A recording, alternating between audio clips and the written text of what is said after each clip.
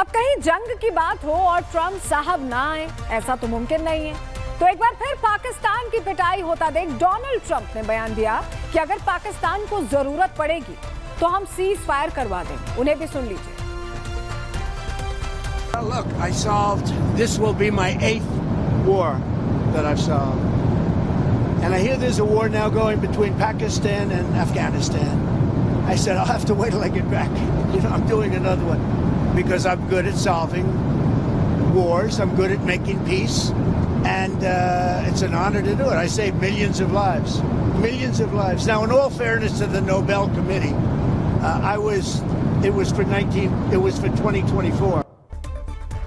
ठीक है, ट्रंप साहब सीज फायर करवा देंगे। पाकिस्तान को आदत भी पड़ चुकी है, पहले कुछ गलत हरकत करो, फिर जमकर पिटो और बाद में अमेरिका से रहम की भीख मांगो। लेकिन आज एक सवाल तो ये भी है कि सऊदी अरब कहां है?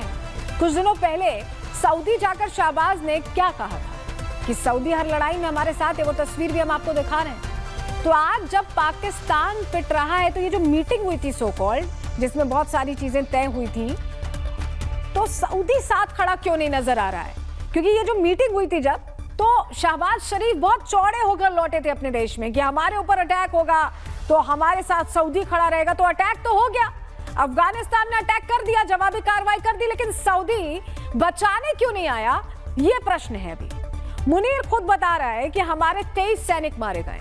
तालिबान कह रहा है कि ये आंकड़ा 50 से पार है, यानी कम बताया जा रहा है। अब पाकिस्तान की इतनी पिटाई के बाद भी सऊदी अरब आखिर कहां है?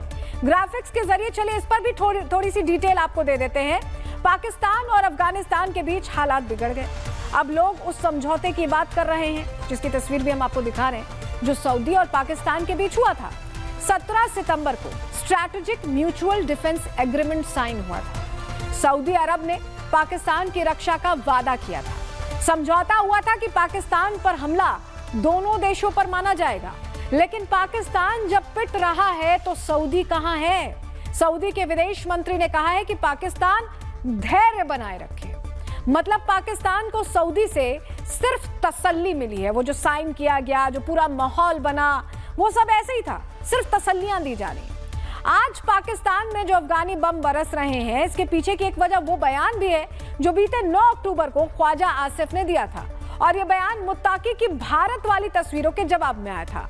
लेकिन उसका जो अंजाम पाकिस्तान आज भुगत रहा है, उसके लिए काफी हद तक ख्वाजा आसिफ भी जिम्मेदार हैं। ये बयान सुन लीजिए।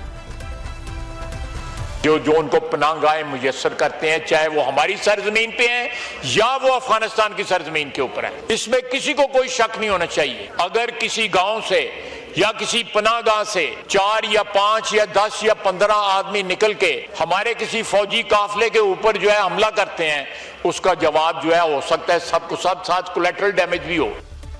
ख्वाजा आसिफ ने पाकिस्तान को इस हाल में डाला है, तो वहीं अफगानिस्तान के विदेश मंत्री भी भारत से पाकिस्तान की इस दुर्दशा पर तंज कस रहे हैं।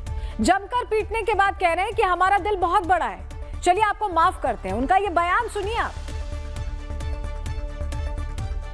पाकिस्तान की जो कशीदगी है बहुत ज्यादा बढ़ गई है। क्या पाकिस्तान को ये लग रहा है कि आप हिंदुस्तान के नजदीक आ रहे हैं, रिश्ते अच्छे हो रहे हैं, तो पीड़ा भी हुआ है, इसलिए आप लोगों के दरमियान कशीदगी ज्यादा बढ़ गई है?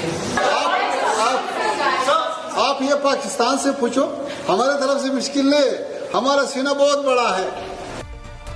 देखिए, पाकिस्तान की कायर सेना का हाल आप खुद इस बात से समझिए कि अफगानिस्तान की छोटी सी सेना है जो उससे भी मार खा रहे हैं। पाकिस्तान और अफगानिस्तान की सेनाओं में कितना फर्क है, चलिए ग्राफिक्स के जरिए इस पर आपको पूरी डिटेल दे देते हैं। जरा बताते हैं। पाकिस्तान के पास 6.54 लाख एक्टिव सैनिक हैं, तालिबान के पास 1.5 लाख लड़ाके हैं।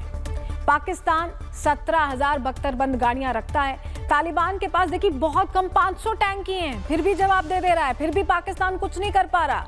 पाकिस्तान के पास 2600 से ज्यादा टैंक्स हैं, तालिबान के पास टैंक्स बताया हमने आपको सिर्फ 500 हैं, इसके अलावा उनके पास 100 हेलीकॉप्टर्स और जेट हैं, सिर्फ 100। उसके दम पर सोचिए, इतनी सी सेना के दम पर, इतने से एम्यूनेशंस के दम पर अफगानिस्तान ऐसा जवाब दे रहा है कि पाकिस्तान के तो होश फाख्ता हो गए, उन्हें समझ ही नहीं आ रहा। अब एक छोटी सी सेना से पिटने के बाद मुनीर की कायरता का पूरा सबूत पाकिस्तानी आवाम के सामने भी आ चुका है। सोशल मीडिया नैरेटिव में जीत का ढोल पीटने के लिए मुनीर ने ओवर टाइम करना शुरू कर दिया। इनकी आदत है, पहले हारते हैं और फिर सोशल मीडिया पर गेम खेलते हैं। लेकिन पाकिस्तानी सेना की फटी हुई वर्दी ये बता रही है कि अब डैमेज कंट्रोल करना थोड़ा सा मुश्किल रहने वाला है। ये रिपोर्ट देखिए।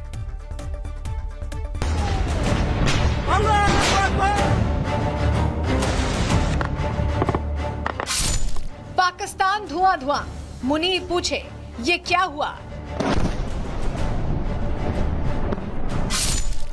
पठान ने गोला दागा, शाबाश जल्दी से भागा।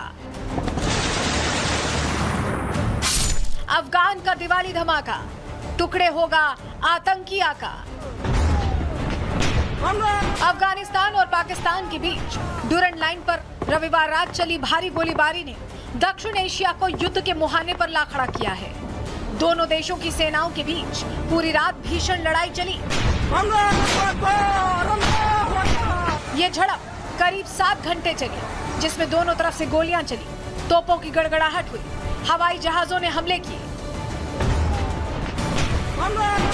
पाकिस्तान के एक सैनिक आसलम जदरान की मौत हो गई और इसके बाद पाकिस्तान ने कबूल किया कि हमारे 25 सैनिक मारे गए। तालिबान कह रहा है कि उसने पाकिस्तान के 52 सैनिकों को मारा है, लेकिन झूठ की फैक्ट्री पाकिस्तान 200 तालिबानी मारने का दावा कर रहा है। सबसे पहले पाकिस्तान ने अपने इलाके में छिपे 27 आतंकियों को मारने के लिए ड्रोन से हमला किया। यह हमला पाकिस्तान की जमीन पर ही हुआ था। अफगान तालिबान को यह पसंद नहीं आया।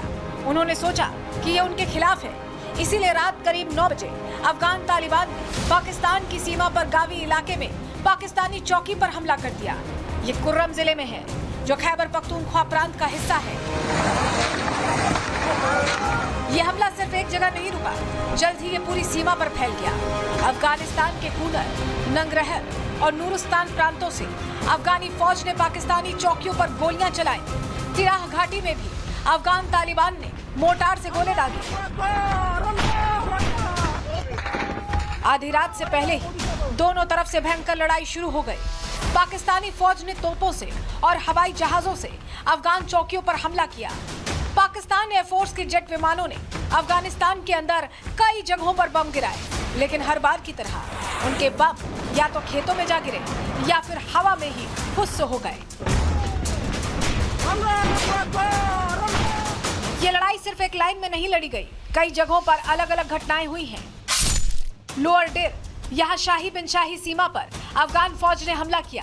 पाकिस्तानी सुरक्षा बल चौकी छोड़कर भाग खड़े हुए, ऐसा कहा गया। साउथ वजीरिस्तान, सीमा के पास गए गांवों पर अफगान गोलियां चली। पाकिस्तान सेना हथियार छोड़कर भाग खड़ी हुई। एंगूर अड्डा, साउथ वजीरिस्तान, आधी रात के बाद तालिबान ने उत्तराखंड से घुसपैठ की कोशिश की, लेकिन पाकिस्तानी सेना ने दूसरी तरफ से वर्दी छोड़ भागना सही समझा। चित्राल के अरांडू से साउथ वजीरिस्तान के एंगूर अड्डा तक पूरी सीमा पर लड़ाई फैली है। लड़ाई के बीच तुरंत कई सीमाएं बंद कर दी गई। पाकिस्तान ने खुद को बचाने के लिए अपना मुल्क ही अंदर से लॉक कर दिया। मुल्ला मुनीर की जिहादी सेना भागती और छिपती हुई दिखाई दी। सभी सीमाओं को बंद कर पाकिस्तान ने खुद को नजरबंद कर लिया। एंगूर अड्डा, ये सीमा 10 दिन पहले ही 2 साल के बंद के बाद खुली थी, अब दोबारा बंद हो गई, जिससे दोनों तरफ दर्जनों ट्रक फंस गए। व्यापार पूरी तरह रुक गया। टोरखम, खैबर, ये सीमा भी बंद कर दी गई। बेचा मैन्ना इलाके के लोग लैंडिकोटल भाग गए। गुलाम खान, नॉर्थ वजीरिस्तान, गोलीबारी के बाद बंद। खरलाची, कुर्रम, इमरजेंसी लगाई गई। सभी अस्पताल अलर्ट पर। स्थानीय कबायली लड़ाके सुरक्षा बल की मदद के लिए आगे की लाइन पर पहुंचे। खरलाची और मनुजाबा फोर्ट के पास तोपों की लड़ाई चली। पाकिस्तान में तबाही का मंजर है। पाकिस्तान में अफगानी बम कहर बनकर बरस रहे हैं। मुल्ला मुनीर इस हमले को लेकर सोशल मीडिया टीम के साथ बैठकर जीत का नैरेटिव तैयार करने की जुगत में जुट गया है। इशाक डार ये कहने के लिए तैयार है कि हमने अफगानिस्तान को जंग में हरा दिया। सोशल मीडिया पर यही चल रहा है। तो वहीं शाहबाज अफगानी हमले के बहाने एक बार फिर ट्रंप के साथ डिनर करने के लिए उतावले हैं। Bureau report, Republic Bharat.